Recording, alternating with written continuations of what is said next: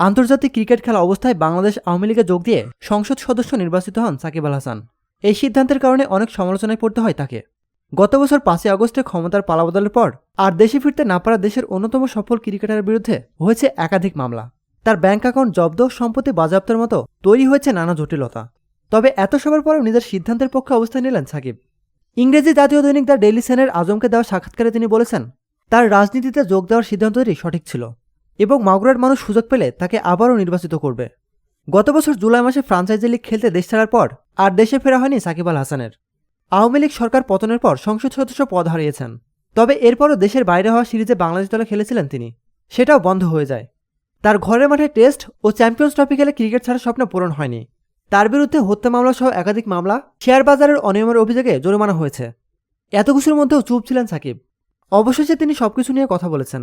My greatest wish to play for my country and retire from home এই শিরোনামে বুধবার daily সানে প্রকাশিত হয় সাকিবের সাক্ষাৎকার। সেখানে উল্লেখযোগ্য প্রসঙ্গ ছিল রাজনীতি। প্রতিনিয়ত খেলাধুলার আপডেট জানতে খেলাযোগ টিভির সাথেই থাকুন।